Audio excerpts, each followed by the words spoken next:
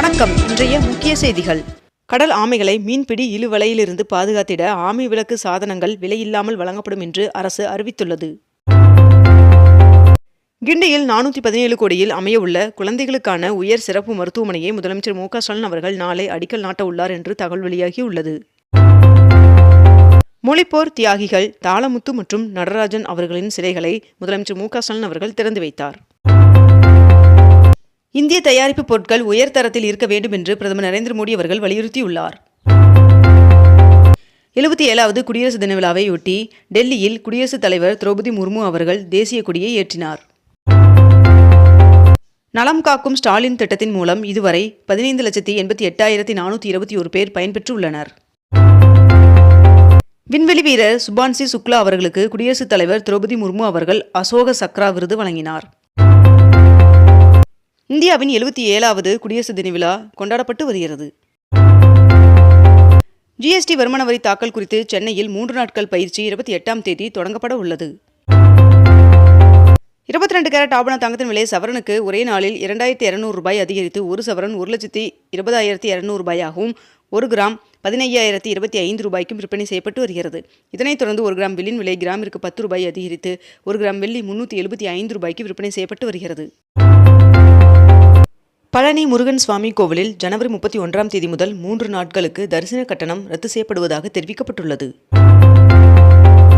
நெல்லை மதுரை வழியாக இயக்கப்படும் திருவனந்தபுரம் தாம்பரம் இடையிலான அம்ரித் பாரத் ரயிலுக்கான கட்டணங்களை தெற்கு ரயில்வே அறிவித்துள்ளது.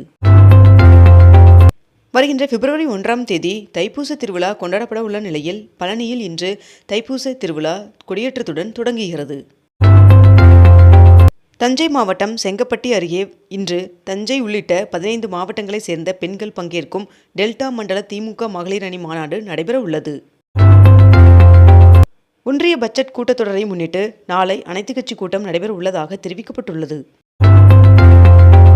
திருப்பதி ஏழுமலையான் சுவாமி கோவிலில் ஒரே நாளில் 7 வாகனங்களில் மலையப்ப சுவாமி மாட வீதிகளில் பவனி வந்து பக்தர்களுக்கு அருள்பாலித்தார். தமிழகத்தில் உள் தமிழகத்தில் ஒரு சில இடங்களிலும் கடலோர தமிழகத்தில் ஒரு சில இடங்களிலும் புதுவை மற்றும் காரைக்காலில் பகுதிகளிலும் லேசானது முதல் மிதமான மழை பெய்ய வாய்ப்புள்ளதாக வானிலை மையம் தகவல் தெரிவித்துள்ளது.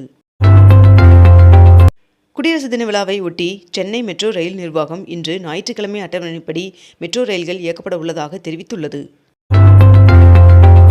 தமிழ்நாட்டில் 44 காவல்துறையினருக்கு குடியரசு தின பதக்கங்களை முதலமைச்சர் மு.க.ஸ்டாலின் அவர்கள் அறிவித்துள்ளார்.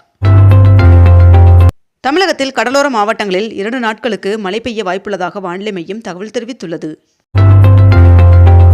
சட்டப்பேரவை மீண்டும் கூடும் தேதியை குறிப்பிடாமல் ஒத்திவைப்பதாக பேரவைத் தலைவர் அப்பாவு அவர்கள் அறிவித்தார்.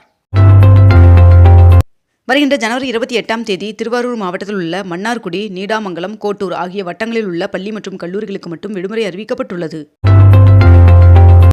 குடியரசுத் தலைவர் மாளிகையில் இன்று நடைபெறும் தேநீர் விருந்தில் பங்கேற்பதற்கு தமிழகத்தை சேர்ந்த டாக்டர் மோகன் விஸ்வநாதன் அவர்களுக்கு அழைப்பு விடுக்கப்பட்டுள்ளது.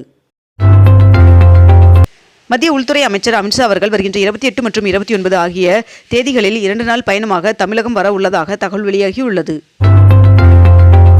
மக்கள் நீதி மய்யம் சார்பில் மதுரையில் வருகின்ற பிப்ரவரி 21ஆம் தேதி மகாத்மா காந்தியை நினைவு கூறுவோம் என்ற மாநாடு நடத்த முடிவு செய்யப்பட்டுள்ளதாக தகவல் வெளியாகியுள்ளது.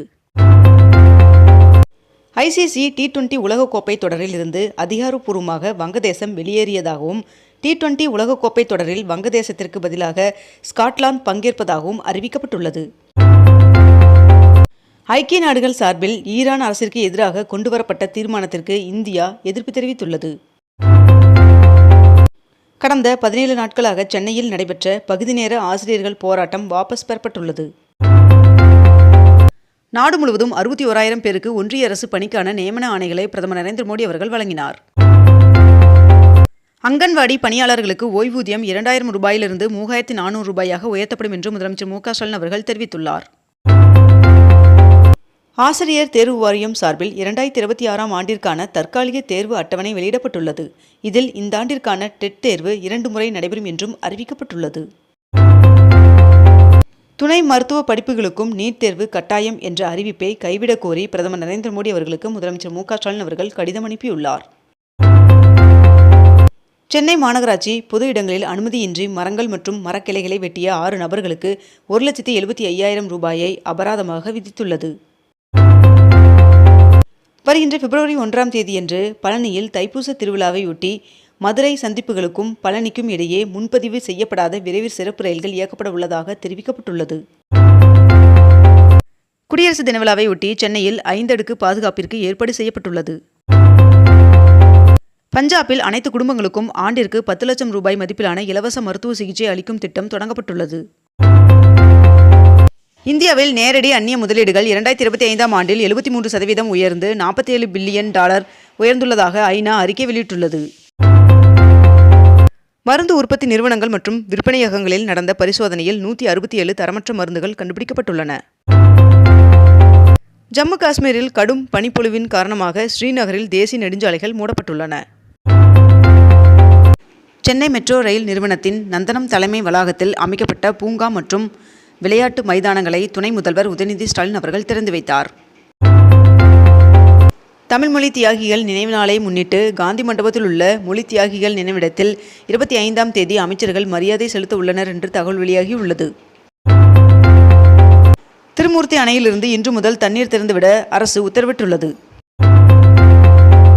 ஜனநாயகன் படத்தின் தணிக்கை சான்று தொடர்பான வழக்கில் வருகின்ற ஜனவரி 27ஆம் தேதி சென்னை ஹைகோர்ட் தீர்ப்பு வழங்க உள்ளதாக தகவல் வெளியாகியுள்ளது. கேரள மாநிலத்தில் குருவாயூர் தேவஸ்தானத்திடம் 1601 கோடி ரூபாய் மதிப்புள்ள தங்க நகைகள் உள்ளதாக அறிவிக்கப்பட்டுள்ளது. தமிழகத்தில் மின்சார பேருந்துகள் லாபத்தில் இயங்குகின்றன என்று அமைச்சர் சிவசங்கர் அவர்கள் தகவல் தெரிவித்துள்ளார். 100 நாள் வேலைவாய்ப்பு உறுதி திட்டத்திற்கு பேரவையில் முதலமைச்சர் மு.க. ஸ்டாலின் அவர்கள் கொண்டு வந்த தனி தீர்மானம் நிறைவேறியது. தாம்பரம் திருவனந்தபுரம் இடையே மற்றும் நாகர்கோவில் மங்களூர் இடையே உள்ளிட்ட 3 அம்ரித் பாரத் ரயில்களை பிரதமர் நரேந்திர மோடி அவர்கள் தொடங்கி வைத்தார். பிப்ரவரி 7ஆம் தேதி இந்தியாவில் தொடங்க உள்ள T20 உலகக்கோப்பை தொடரில் பங்கேற்கப் போவதில்லை என்று வங்கதேச கிரிக்கெட் வாரியம் அதிரடியாக அறிவித்துள்ளது. தமிழகத்தில் சென்னை, கோவை, மதுரையில் 200 கோடி ரூபாய் செலவில் குப்பைகளில் இருந்து மின்சாரம் தயாரிக்கும் திட்டம் தொடங்கப்பட உள்ளதாக தகவல் வெளியாகியுள்ளது. இண்டிகோ விமான நிறுவனத்தின் மூத்த துணைத் தலைவரை பணி நீக்கம் செய்ய டெல்லி உயர்நீதிமன்றம் உத்தரவிட்டுள்ளது. நாடாளுமன்ற பட்ஜெட் கூட்டத்தொடர் நடைபெறுவதற்கு முன்னதாக வருகின்ற 27ஆம் தேதி அனைத்துக் கட்சியின் ஆலோசனைக் கூட்டம் நடைபெற உள்ளதாக தகவல் வெளியாகியுள்ளது. 12ஆம் வகுப்பு பொதுத் தேர்வு எழுத உள்ள மாணவர்களின் பதிவெண் உடன் கூடிய பெயர் பட்டியல் ஹால் டிக்கெட் வெளியிடப்பட்டுள்ளது. வாக்காளர் பட்டியலில் பெயர் சேர்க்க இதுவரை 15,36,000 பேர் படிவம் 6ஐ விண்ணப்பித்துள்ளனர் என்று தெரிவிக்கப்பட்டுள்ளது. இத்துடன் இன்றைய தலைப்புச் செய்திகள் நிறைவடைகின்றன. மேலும் இதுபோன்ற அண்மை தகவல்களை உடனுக்குடன் தெரிந்து கொள்ள அக்னிபூ சேனலை சப்ஸ்கிரைப் செய்து கொண்டு தொடர்ந்து இணைந்திருங்கள். நன்றி, வணக்கம்.